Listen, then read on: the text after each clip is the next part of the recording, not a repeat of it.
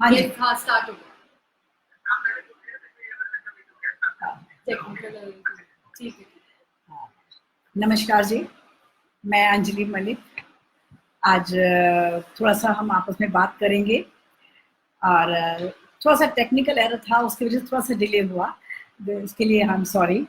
और सबसे पहले मैं प्रीति कावत्रा जी का बहुत बहुत थैंकफुल हूँ और श्रेया मदान का भी, जिन्होंने इस टॉपिक की इम्पोर्टेंस को समझा और आज ये मुझे मौका दिया कि मैं आप लोगों से बात कर सकूँ। क्योंकि ये जो टॉपिक है ये हमारे बहुत very close to our heart, क्योंकि फूड का है, सब्जियां उगानी है, फ्रूट उगाने हैं, तो खाना है। और खाना तो आपको पता है कि हमारे कितने नज़दीक है, क्योंकि food is a fuel of our body, right. तो जो हम आज बात करेंगे, जो टॉपिक था ऑर्गेनिक फार्मिंग का, तो हम थोड़ा सा इसको मैं थोड़ा सा ये क्लियर करूंगी कि ऑर्गेनिक फार्मिंग नेचुरल फार्मिंग से थोड़ी सी अलग है। आई मीन टू से बहुत सारे लोग नेचुरल फार्मिंग को ऑर्गेनिक फार्मिंग कहते हैं या समझते हैं, लेकिन अगर हम थ्योरेटिकल में जाएं थोड़ा डिटेल में तो थोड़ा ये फर्क है उसका। अभी मैं ज़्यादा डिफरेंस में नहीं जाऊंगी क्योंकि टॉपिक मेरा बहुत वास्ट है और टाइम बहुत कम है। तो अब हम ये देखते हैं कि आप सब लोग अपने घरों में कुछ ना कुछ ग्रो करते हैं। धनिया है, पुदीना, पालक, एलोवेरा, कड़ी पत्ता, छोटी छोटी चीजें हम लोग ग्रो करते हैं ना आप लोग ग्रो, राइट। तो आप लोगों को थोड़ी सी प्रॉब्लम्स भी आती होंगी, तो बहुत मन करता होगा कि इसको ना हम अच्छी अच्छी वेजिटेबल्स ग्रो करें। काश हमारे छत पे, हमारे अपने पेड़ पे घिया लग जाए, टमाटर निकल जाए और तोरई निकल जाए, तो मतलब वो एक ऐसे लगता है जैसे कि एक सपना है कि हमारे पेड़ पे घिया उग रही है। तो आज मैं आप लोग का ये सपना बिल्कुल पूरा करने के मूड में आई हूँ और ये पूरा करूंगी, लेकिन उसमें कोई केमिकल नहीं डालना है।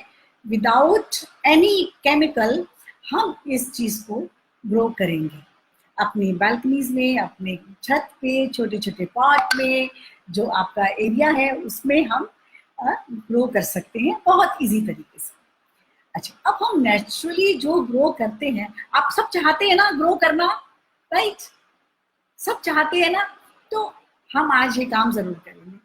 अब क्या होता क्या है कि सबसे पहले हमें ये जानना जरूरी है कि हमें नेचुरल तरीके से अपने घरों में क्यों उगाना जरूरी है, व्हाई इज इम्पोर्टेंट। तो व्हाई इज इम्पोर्टेंट।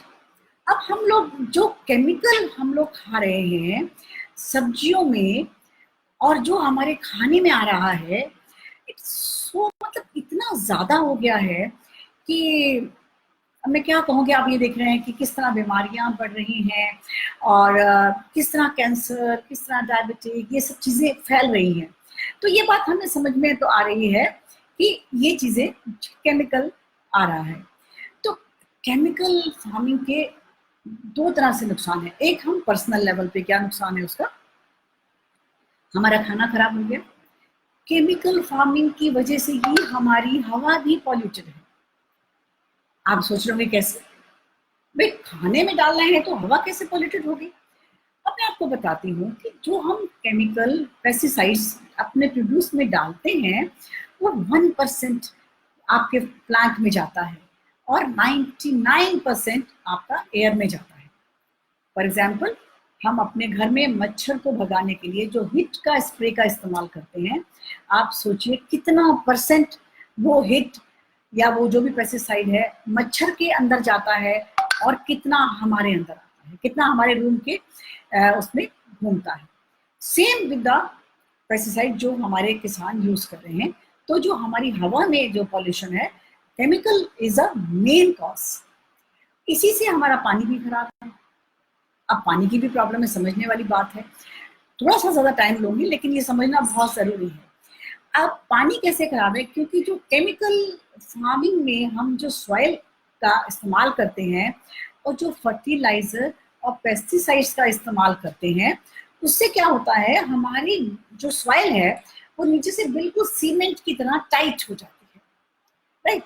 अब जब वो बहुत ज्यादा टाइट हो गई तो जो हमारे माइक्रो ऑर्गेनिज्म हैं, जो हमें नेचर में दिए हुए हैं, बैक्टीरिया, नाइट्रोजन फिक्सिंग बैक्टीरिया है, पोटाश फिक्सिंग बैक्टीरिया है, फॉस्फोरस का है, वो अपना काम बंद कर देते हैं। अर्थवॉर्म्स हैं हमारे, क्योंकि उन्हें मूविंग स्पेस नहीं मिलता। हमारी मिट्टी के अंदर से वो मूव नहीं करते। जब वो मूव नहीं करते, क्योंकि मिट्टी में दो स्पेस नहीं है बीच में, दे कैन नॉट मूव। तो आप सोचिए, जो पानी रेन का आता है वो नीचे कैसे जाएगा? तो ground water level day by day down होता जा रहा है। तो उसका भी एक रीजन आपका केमिकल फार्मिंग भी है। तो हमारी 3 बेसिक नीड्स है, खाना, पानी और हवा, तीनों पॉल्यूटेड है just because of chemical farming, right. तो अब केमिकल फार्मिंग को हमने नहीं चाहिए, हमें ये खाना, हमें हवा भी अच्छी चाहिए, पानी भी अच्छा चाहिए, तो naturally we have to switch, हमें नेचुरल फार्मिंग पे आना पड़ेगा। अब समाज के लिए भी हमारा केमिकल फार्मिंग बहुत मुश्किल है, बहुत ज्यादा उसमें प्रॉब्लम है। उसमें क्या है, नंबर 1, एग्रीकल्चर लैंड खत्म होती जा रही है।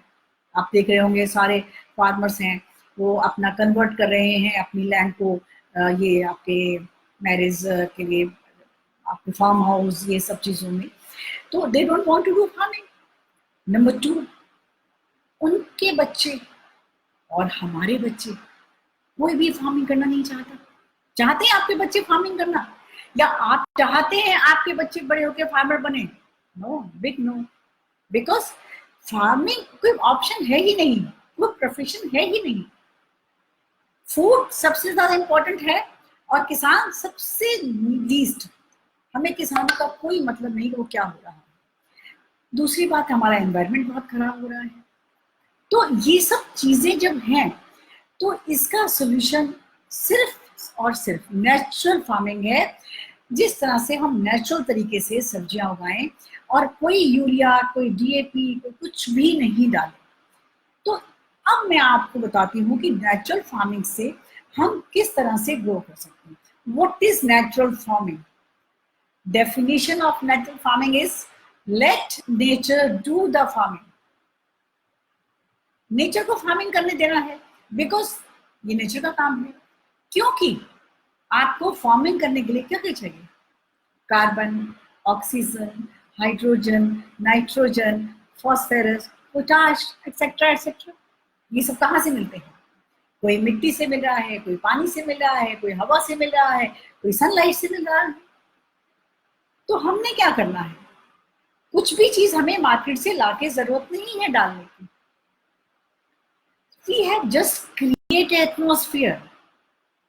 हमें नेचर को अपना काम बिना किसी रुकावट के करते रहने देना है। This is a natural farming. हम बेमतलब में अपने आप कभी यूरिया डाल देते हैं, कभी डीएपी डाल देते हैं, कभी कुछ डाल देते हैं। No need. Means chemical farming is against nature, natural farming according to nature. दो बड़े डिफरेंस है इसके अंदर। तो हमें अकॉर्डिंग टू नेचर जाना होगा, क्योंकि मैंने दिखाया, आपको बताया कि सारा कुछ हमें नेचुरल फार्मिंग से नेचर दे रहा है। हमें मार्केट से तो नहीं खरीदना है कुछ भी। वो तो पता होगा ना, देखिए कहाँ खरीदते हैं। अब हवा कहाँ खरीदते हैं, धूप कहाँ खरीदते हैं, मिट्टी कहाँ खरीदते हैं, पानी भी अब खरीदना शुरू कर दिया है हम लोगों ने। तो ये सब चीजें हमें नेचर फ्री में देता है। तो हमें भी नेचर को कुछ वापस भी करना है, उसको रिस्पेक्ट करनी है, उसको सेव करना है। अब हो क्या रहा है कि नेचर ने तो हमें बहुत कुछ दिया ही दिया, लेकिन हमने नेचर को क्या दिया? कुछ भी नहीं दिया, नथिंग। हमने नेचर पे ध्यान ही नहीं दिया, क्योंकि वो शायद हमें फ्री में सब कुछ मिल रहा है, तो हमने उसकी वैल्यू नहीं करी। हमें उसकी वैल्यू भी करनी है और उसको रिस्पेक्ट देनी है, नेचर को संभाल के रखना है, क्योंकि नेचर ने हमें बहुत कुछ दिया। आजकल क्या कहते हैं, पानी खत्म हो रहा है। कोई पानी खत्म नहीं हो रहा है। Ground water level day by day down होता जा रहा है। ये वाटर खत्म हो। तो नेचर ने हमें दिया, इसलिए नहीं दिया कि हम बर्बाद करेंगे और नेचर हमें देता रहेगा। No, we have to save it. Nature ने हमें हवा दी, हमें उसको प्योर करना है, खराब नहीं करना है। तो हम लोग ने क्या करना है, हम लोग कि सिर्फ हमें नेचर के हिसाब से चलना है और नेचर के को सेव करना है और उसकी रिस्पेक्ट करनी है। और जो ये अपना वेस्ट है, आई मीन टू से ग्रीन वेस्ट, आप समझ गए होंगे मैं किस वेस्ट की बात कर रही हूँ। Approximate Delhi 15,000 ton waste daily निकालती है। आप सोचिए कैसे मैनेज करेगी कोई गवर्नमेंट। हम अपना थोड़ा सा वेस्ट मैनेज नहीं कर सकते? तो मेक द स्लोगन अपने घर के आगे लिख दीजिए, our waste is our responsibility. हमारा कूड़ा हमारी जिम्मेवारी है ना? बताइए, हम अपना ग्रीन वेस्ट मैनेज कर सकते हैं। मैं यहाँ आपके साथ 2 चीजें ऐसी कर बताऊंगी जिससे कि आप अपना ग्रीन वेस्ट मैनेज कर सकते हैं। अगर हम अपना ग्रीन वेस्ट मैनेज कर लेते हैं तो हमारा एग्रीकल्चर भी होता है और हमारा एनवायरनमेंट भी सेव हो जाता है, हमारा हवा, हमारा पानी, सब कुछ सेव हो जाता है। तो इस तरह से फार्मिंग करने से हम अपनी भी हेल्प करेंगे एंड सोसाइटी की भी हेल्प करेंगे। तो ठीक करेंगे ना आप लोग? तो अब हम आपको ये बताऊंगी। अच्छा, अब हम आगे चलते हैं। बहुत लोगों की प्रॉब्लम होती है कि हमने एक पौधा लगाया, या मैंने धनिया लगाया, या मैंने पालक लगाया, या मैंने और बहुत सारे प्लांट लगाए, वो ग्रो नहीं कर रहे हैं और वो खराब हो गए हैं। उसके लिए हमें पेड़ों को समझना पड़ेगा, पेड़ों से बात करनी पड़ेगी। अभी आज मैं सुबह एक बार आप बहुत अच्छे इंसान से बात कर रही थी, तो उसने मुझे बताया कि जब हम पेड़ों को काटते हैं ना तो उनको दर्द होता है, तो बहुत प्यार से काटते हैं, और जब हम काटते हैं तो हम सॉरी बोलते हैं कि भाई मैं तुम्हें काट रहा हूँ, ये मेरी मजबूरी है, लेकिन ये तुम्हारे भले के लिए है।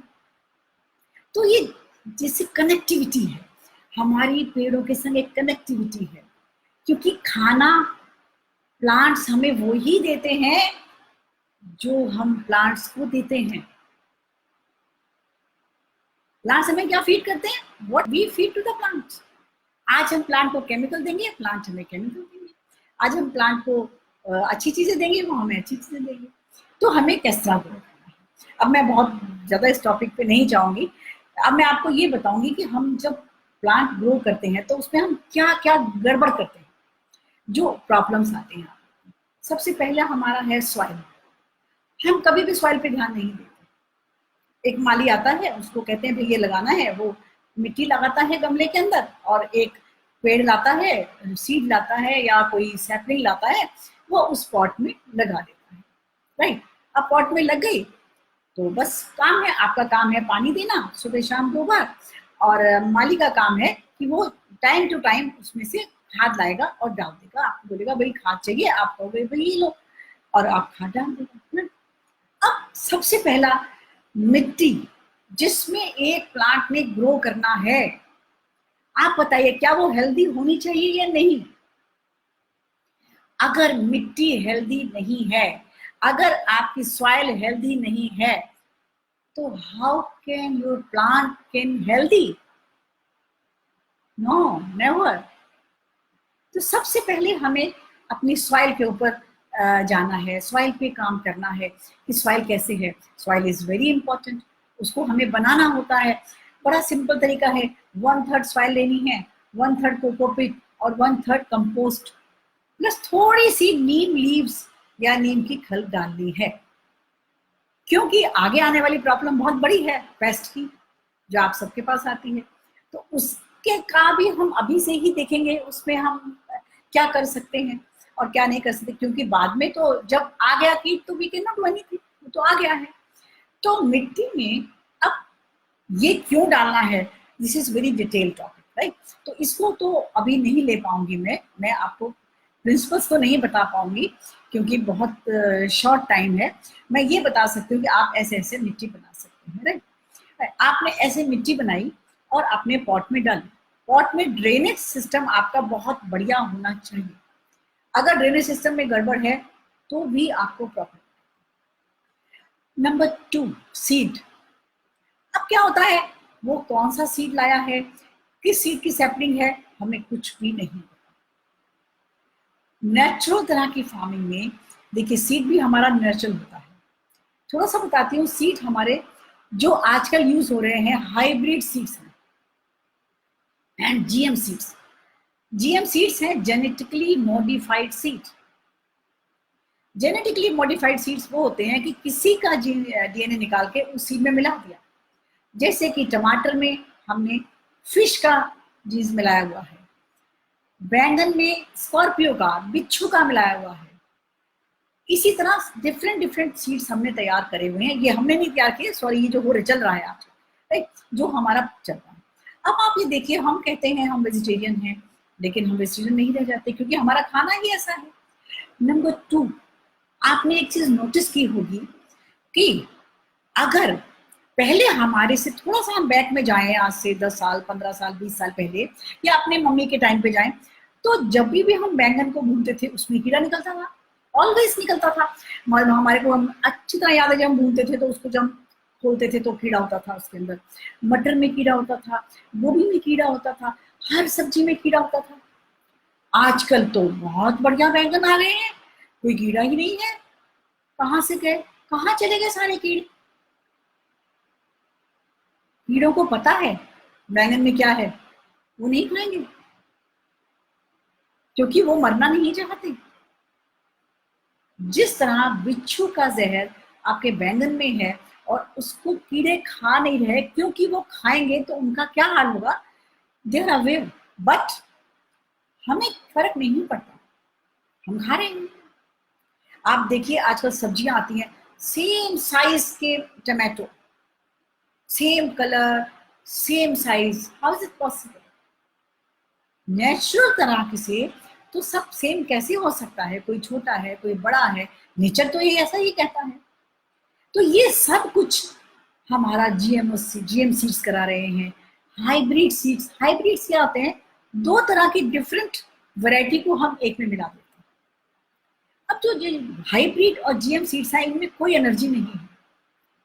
और जो हमारे देसी सीड है, इंडिजिनियस सीड्स हैं, वो फुल ऑफ एनर्जी है, वो फुल ऑफ एनर्जी। तो हम नेचुरल फार्मिंग में उन्हीं सीड को इस्तेमाल करते हैं, हम ये वाले सीड्स इस्तेमाल नहीं करते। नंबर 2, हम सीड्स को भी एक लोशन बनाते हैं, बीजामृत, जिसमें हम सीड्स को डिप करते हैं, उनके चारों तरफ एक सुरक्षा चक्र बना देते हैं, जिससे कीटाणु उनके ऊपर अटैक नहीं कर सकते। तो हमने पेस्ट को पहले सॉइल के बेसिस पे रोका, उसके बाद हमने कीट के बीज के उसमें रोका। तीसरा बहुत इंपॉर्टेंट है, पानी देना। अब हम लोग का तो काम है पानी देना सुबह शाम। हमने माली हायर किया है, वो पानी नहीं देगा तो हम उसको कहेंगे तुमने करा क्या है, मेरे पौधे सूखे हुए हैं, है ना, राइट? तो उसको 2 बार पानी देना है क्योंकि बहुत गर्मी है, हमने उसको पानी देना है। नो, प्लांट्स ओवर वाटरिंग से मरते हैं, लेस वाटरिंग से नहीं मरते। अगर हम पानी देंगे तो मिट्टी में स्पेस एलिमेंट रहेगा ही नहीं। हमें मिट्टी में स्पेस एलिमेंट चाहिए। जब स्पेस एलिमेंट अंदर जाएगा तो वापसा क्रिएट होगा, मॉइस्चर क्रिएट होगा, ह्यूमस आएगा, तब हमारे माइक्रो ऑर्गेनिज्म अपना काम करेंगे। सिंपल सा एग्जांपल आपको बताती हूँ। आज हमें अगर 2 रोटी का भूख है और हम 3 रोटी या 2.5 रोटी खा लेते हैं, तो हमारे पेट में इतनी जगह नहीं होती कि डाइजेशन में प्रॉब्लम हो जाती है। नहीं होनी चाहिए। क्यों हो जाती है? क्योंकि वो ओवरलोड हो जाता है। और अगर हम थोड़ा सा खाना कम खाते हैं तो डाइजेशन सिस्टम हमारा बहुत अच्छा काम करता है। तो इसी तरह ओवर वाटरिंग नहीं करनी है। First you should check your soil, अपनी सॉइल को चेक करें और उसमें तभी हम पानी डालेंगे। सॉइल को पानी चाहिए या नहीं चाहिए, ये जरूरी है। बहुत डिटेल में मैं नहीं जा पाऊंगी, ठीक है। और अब के नेक्स्ट आ गया, हम लोग मल्चिंग करते हैं। मल्चिंग का एक एग्जाम्पल मैं आपको देती हूँ। आपने सबने देखा होगा कि जैसे ही अब गर्मियां आ गई है ना, तो गर्मियों से पहले पतझड़ आती है।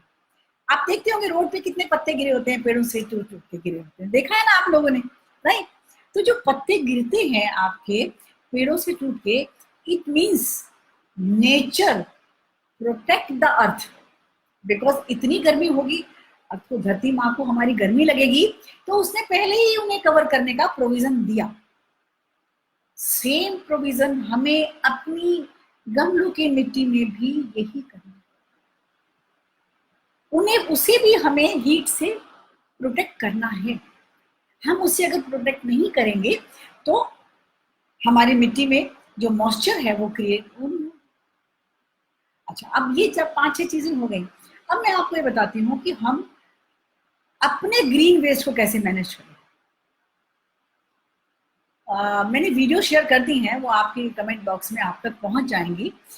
एक सबसे पहले हम बनाएंगे एंजाइम बनाना, मैं आपको बताती हूँ, बाकी वीडियो में सारा कुछ है। एंजाइम जो बनता है हमारा ग्रीन वेस्ट से, हम किसी भी चीज का एंजाइम बना सकते हैं वेस्ट का। अब सपोज हमने एग्री एंजाइम बनाया, जितनी हमारी सब्जी के छिलके निकले, हमने एक 2 लीटर की बोतल ली, बोतल पूरी टाइट होनी चाहिए, और उसमें हमने 1/3, मतलब 1/3 नहीं कह सकती हूँ उसको, मोर देन हाफ, आप आधा पानी डाल दीजिए सपोज, राइट। वीडियो में बड़ा क्लियर दिखाया हुआ है, आधा पानी डाल देंगे और उसमें हम सब्जी के छिलके डाल देंगे। इनकी जो रेशियो है वो क्या है, 10/3/1। अगर 10 पार्ट हमारा पानी है तो 3 पार्ट हमारी सब्जी है और 1 पार्ट हमारा जगरी गुड़ है। सपोज 1 लीटर अगर आपका पानी है तो 300 ग्राम आपका वेजिटेबल पील्स है और 100 ग्राम आपका जगरी गुड़ है, राइट। प्लस थोड़ा सा सिट्रस, कुछ भी, अगर आपके वेजिटेबल्स पील्स में नींबू या मौसमी या ऑरेंज के छिलके हैं या आंवला है, कुछ भी सिट्रस है, तो it's okay, then there is no need of extra citrus, right. अगर नहीं है तो हमें थोड़ा सा डालना है। हमने क्या किया, एक बोतल ली, उसमें पानी भरा, सब्जी के छिलके डाले, प्लस थोड़ा जगरी डाली, सिट्रस फूड अगर उसमें नहीं है तो हमने वो डाला और हमने अपनी बोतल को बंद करके रख दिया। अब सिर्फ हमें क्या करना है, उसमें डेली गैस निकलती है, रिलीज होती है डेली गैस, नेचुरली वेजिटेबल्स हैं, गैस निकालेंगे। और पता है वो गैस जो है वो मीथेन गैस है, वो हमारी ओजोन के लिए बहुत यूजफुल है, राइट। तो अब हमने वो निकाली, और निकालनी कैसे, वो भी मैंने आपको वीडियो में बताया हुआ है। बहुत धीरे से हम ढक्कन को खोलेंगे, पूरा ओपन नहीं करेंगे, हल्का सा लूज करेंगे तो एक आवाज निकलेगी शी करके, तो आपकी गैस निकल गई, फिर आपने उसको बंद कर दिया। हमें उसको हिलाना भी नहीं है और उसको टैग कर देना है कि आज डेट में, इस डेट में मैंने ये एंजाइम बनाया। सपोज आज 17 मई है तो हमने उसको 17 मई की डेट डाल दी। तो जितना महीने तक, कभी 25 डेज, कभी 20 डेज में वो गैस रिलीज होती है, तो आप उसको रिलीज करते रहेंगे, ठीक है, वो रिलीज होती रहेगी। Then you should leave it, और 3 महीने के बाद वो एंजाइम बन के तैयार हो जाएगा। आप उसको छान लें, एंजाइम को यूज करें, और जो मटेरियल बचा है उसको एज ए मैन्योर यूज कर सकते हैं, राइट। अब कितनी तरह के एंजाइम आप बना सकते हैं। ये एंजाइम जो मैं आपको बता रही हूँ, ये वेरी गुड सॉइल फर्टिलाइजर है आपकी मिट्टी के लिए। ये रामबाण है, अमृत जिसे हम कह सकते हैं, मास्टर स्ट्रोक जिसे हम कहते हैं। और कहाँ से आया, आपके ग्रीन वेस्ट से, मार्केट से नहीं खरीदा हमने। तो अब हम बहुत तरह के एंजाइम बना देते हैं। हमें क्या करना है, एग्रीकल्चर की बात कह रही हूँ मैं, कि हमें एक एंजाइम बनाना चाहिए मिक्स वेजिटेबल्स का, जो आपके सब पर्पस के लिए है, राइट। और एक एंजाइम हमें बनाना चाहिए कड़वा, उसमें हम नीम के पत्ते इस्तेमाल कर सकते हैं, करेले के छिलके इस्तेमाल कर सकते हैं, धतूरा इस्तेमाल कर सकते हैं। आपके घर में हरी ग्रीन चिली वेस्ट हो गई बहुत सारी, उसका एंजाइम बना देंगे, तो कड़वा एंजाइम हो गया ये। दूसरा एंजाइम आपका आएगा खट्टा एंजाइम। खट्टा एंजाइम कैसे बनाएंगे हम, नींबू हो गया, आंवला हो गया, कोई भी चीज खट्टा हो गया, संतरे के छिलके हो गए, कीनू के छिलके हो गए, जो भी खट्टा है हमने वो एंजाइम बनाया। चौथा एंजाइम हम बनाएंगे मीठा, केले के छिलके, मैंगो के छिलके, इससे हम बनाएंगे एंजाइम। तो एंजाइम बनाने का मैंने आपको तरीका बताया। बेनिफिट, सबसे पहला बेनिफिट है कि ये सॉइल फर्टिलाइजर है। नंबर 2, आप जिसे वेजिटेबल्स लाते हैं उसको वॉश करते हैं, वो इस एंजाइम को डाल के आप कर सकते हैं, नीम एंजाइम को डाल के कर सकते हैं। इंसेक्टिसाइड है आपके पास, आपको कुछ मार्केट से लाने की कुछ जरूरत नहीं है। प्लस आपका आप कपड़े धोते हैं और आप थोड़ा सा साबुन कम करके थोड़ा सा एक ढक्कन एंजाइम डाल देंगे, तो आपके क्लोथ्स को भी, में भी जो इंसेक्ट्स है, कीटाणु जीवाणु जो आजकल हो जाता है, वो आपका खराब करेगा। आंवले का एंजाइम बनाएंगे, अपने शैम्पू में यूज कर लेंगे 1:10 के रेशियो में, आपके शैम्पू में, और आपके बालों के लिए बहुत अच्छा हो जाएगा। एलोवेरा का एंजाइम है, अपने फेस के लिए, स्किन के लिए, आपने कोई भी क्रीम लगाई, एक ड्रॉप आपने वो मिला के लगा लिया अपने फेस पे, तो एलोवेरा का एंजाइम हो जाएगा आपका। अच्छा, अब प्रॉब्लम कहाँ आती है? Being a ladies, I understand, आप लोग को भी लगता होगा कि लेडीज को भी बड़ा मुश्किल है कि कहाँ सब्जियां संभालें। तो मैंने क्या किया हुआ है, आई जस्ट टेल यू, मैंने अपनी फ्रिज में छोटे छोटे जैसे कि प्लास्टिक के डिब्बे आते हैं बॉक्स, वो रख दिए हैं उसके अंदर, और एक में जैसे मैं केले के छिलके इकट्ठे करती जाती हूँ, एक में संतरे के छिलके इकट्ठे करती जाती हूँ, एक में मैं आम के छिलके इकट्ठे करती जाती हूँ। क्योंकि वेजिटेबल्स पील तो आप डस्टबिन में डाल देंगे, लेकिन अगर आपने मैंगो के छिलके डाले डस्टबिन में, बनाना पीस डाले, तो वो बहुत जल्दी स्मेल छोड़ देते हैं, तो उनके लिए हमें उनको थोड़ा सा संभालना पड़ता है।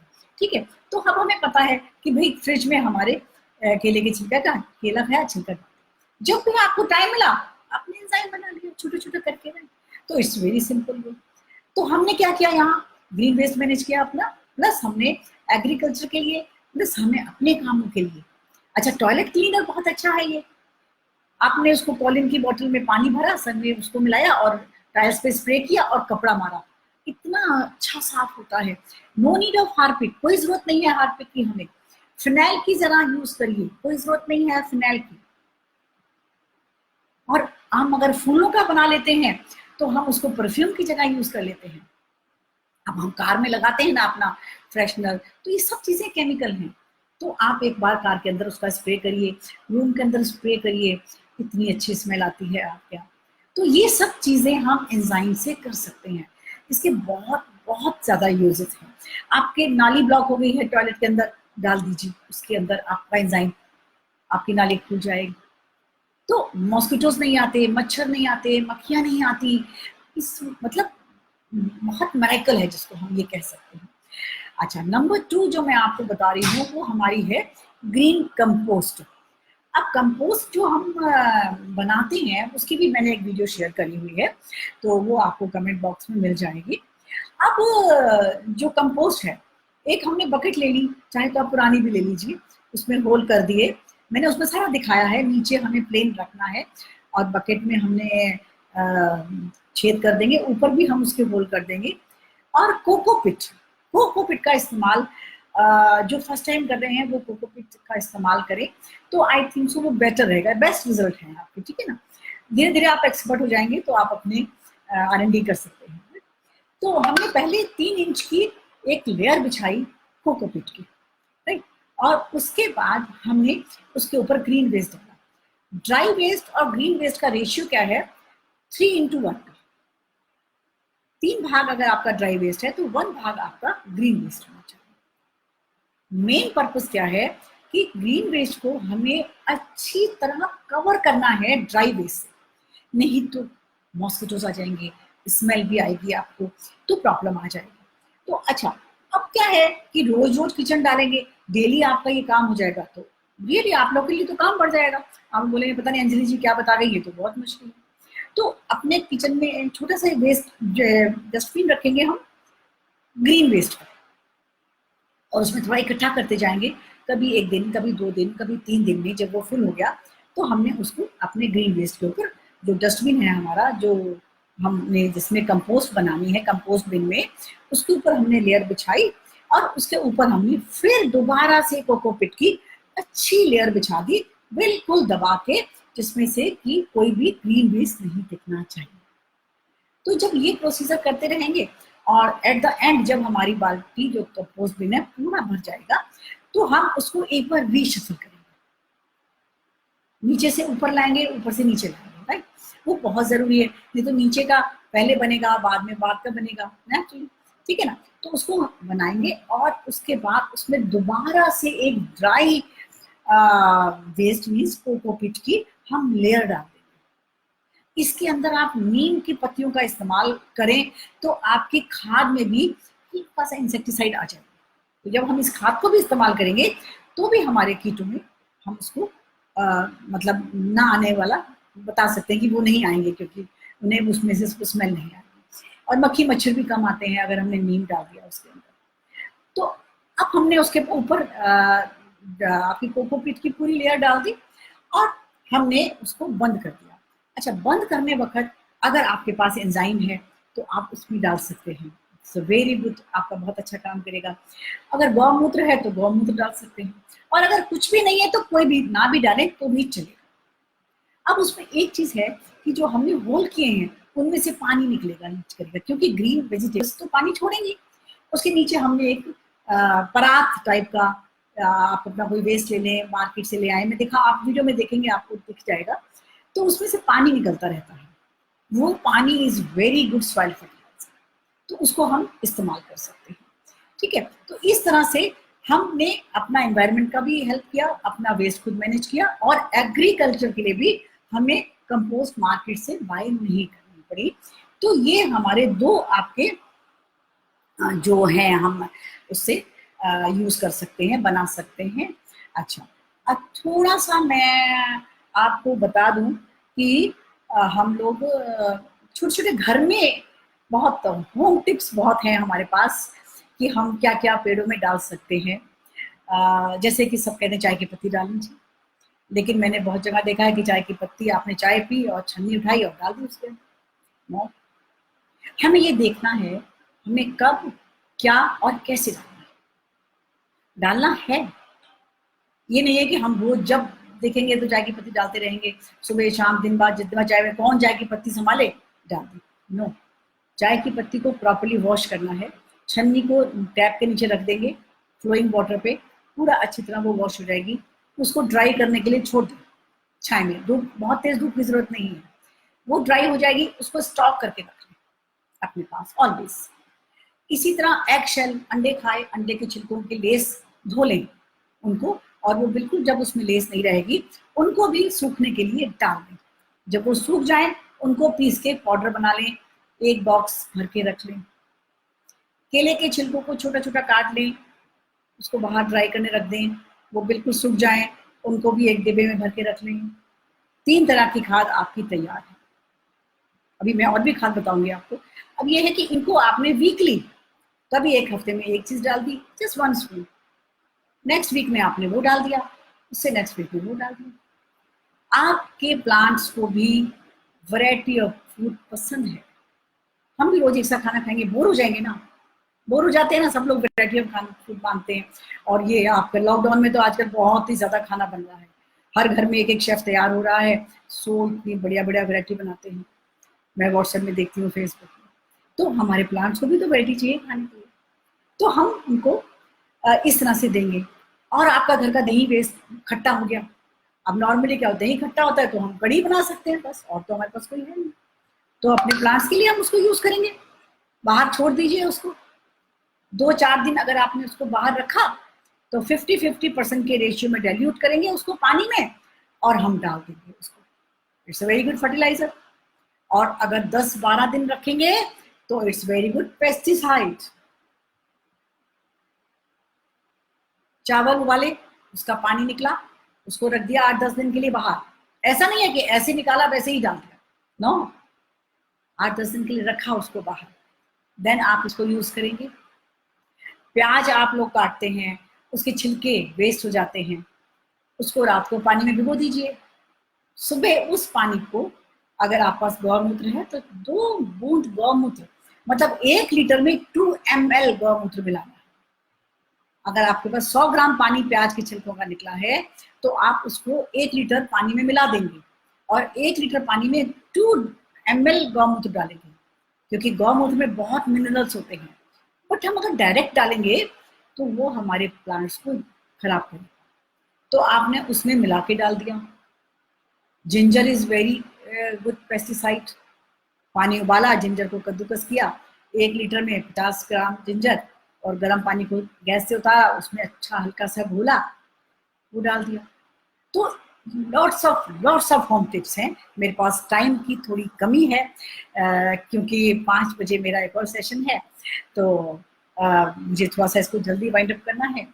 तो आपकी मैंने छाछ का बता दिया, प्लस एक मैं आपको और बहुत अच्छा बता देती हूँ। हम घरों में दालें उन्हें बहुत सारी ला के रखते हैं, कई बार बहुत एक्सपायर हो जाती हैं या उसमें कीड़ा लग जाता है, डोंट वेस्ट। आपने जितनी, मतलब जो भी दाल आप जितनी क्वांटिटी की लेते हो सब सेम क्वांटिटी की लेनी है आपको। सपोज 250 ग्राम आप दाल ले रहे हो, मूंग साबुत, उड़द, आपका चना और जो भी दालें आपकी हैं, साबुत दालें हो तो ज़्यादा मतलब बेटर है, बाकी कोई भी ले सकते हैं। प्लस उसमें आपने तो उतना ही राजमा मिला दिए, उतना ही चने ब्लैक चना मिला दिया, उतना ही तिल मिला दिया, उतनी ही सरसों खल मिला दी, उनको मिला के पीस लिया, पाउडर बन गया आपका। अब वो पाउडर को आपने पानी में घोल के रख दिया। वो पानी का घोल कैसे होना चाहिए, जैसे कि हम कढ़ी बनाते हैं ना, यू कैन इजीली मूव, मतलब आपको उसको उसमें आपने हमने क्लॉकवाइज उसको घुमाना है। उसका बड़ा एक ना साइंटिफिक है एक तरीका।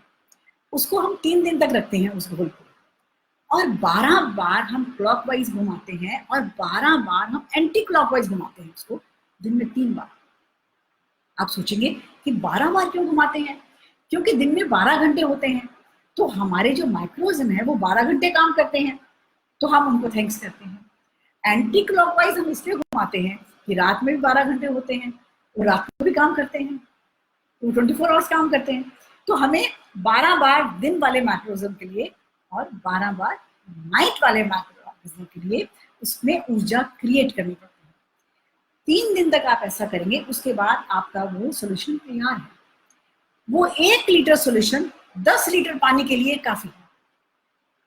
आपने 10 लीटर पानी मिलाया और आपने प्लांट्स में डाला। It's a very very very good fertiliser.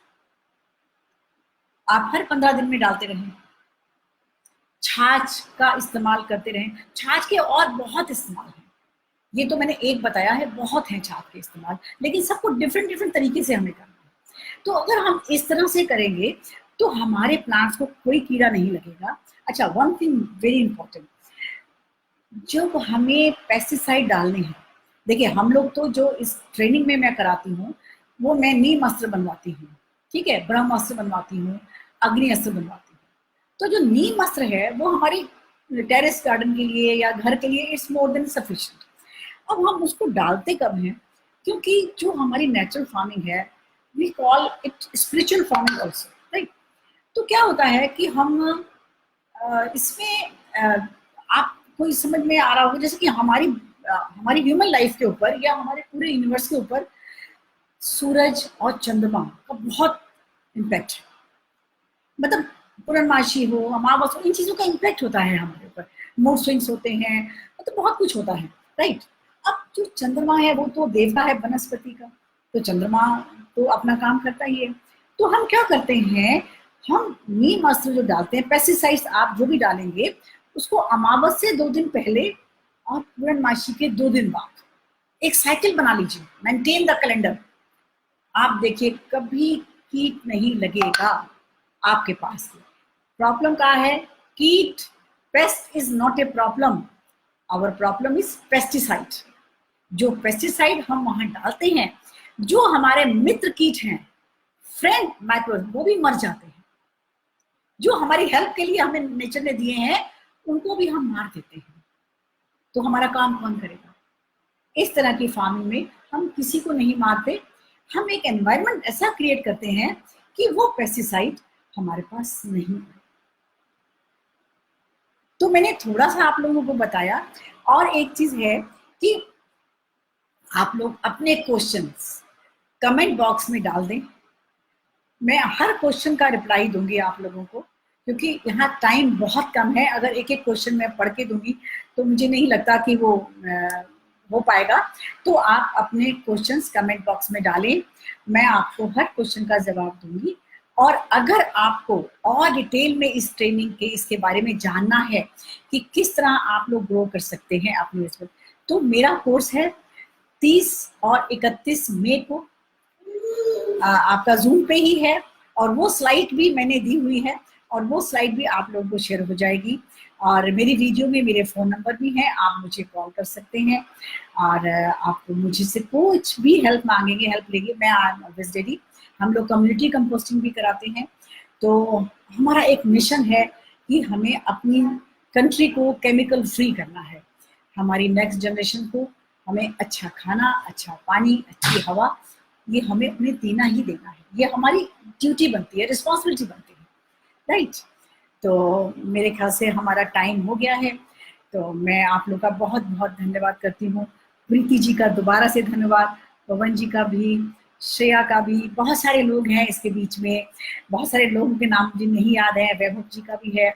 तो I am really really really thankful कि उन्होंने मुझे ये प्लेटफॉर्म दिया कि मैं आप लोगों से बात कर पाई, क्योंकि मैं भी एक माँ हूँ, नानी हूँ, दादी हूँ, तो ये चीज़ें मुझे बहुत पिंच करती हैं कि अगर हम अपने बच्चों को एक हेल्दी एनवायरनमेंट नहीं दे पाए तो शायद ये हमारे लिए बहुत अफसोस वाली बात हो जाएगी। तो हमें इसमें मिल के काम करना है। तो again thank you very much.